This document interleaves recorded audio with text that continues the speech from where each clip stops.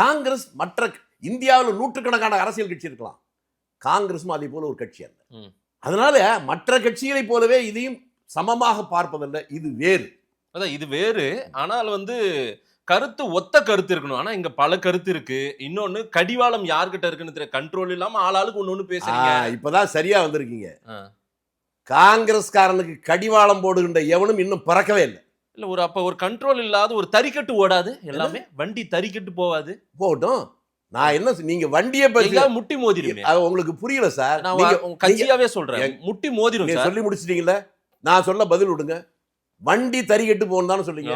நாங்க வண்டி மாடா, நாங்க ஜல்லிக்கட்டு காளை. இல்ல இந்த ஜல்லிக்கட்டு காளையை தான் அழகா உங்களை வீழ்த்திட்டாங்க போல தெரியுது. அமித்ஷா காங்கிரஸ் இல்லாத பாரதத்தை உருவாப்போன்னு சபதம் எடுத்தாரு பாருங்க, அதுல கொஞ்சம் கொஞ்சமா ஜெயிச்சிட்டு இருக்கிற மாதிரி தெரியும். அப்படியா?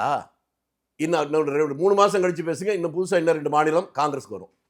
எங்க விட்டத வேணா நிறைய பாருங்க, வருதா இல்லையான்னு பாருங்க சார். இந்த வருஷத்துல மட்டும் 3 ஸ்டேட் விட்டுருக்கீங்க சார். 2025ல நீங்க 3 ஸ்டேட்டை விட்டுருக்கீங்க, கைக்கு இருந்ததை விட்டுருக்கீங்க அதிகாரத்தை. நான் என்ன சொல்றேன்னா, அதிகாரத்துல வர்றவன்லாம் பெரிய ஆளுன்னு சொல்ல போறீங்களா? என்ன சொல்ல எனக்கு புரியல. அதிகாரம் மக்களுக்கு உங்களுக்கு கொடுத்தாதான் அங்கீகாரம். மக்களுக்கான அதிகாரத்தை கொடுத்ததே காங்கிரஸுக்கு.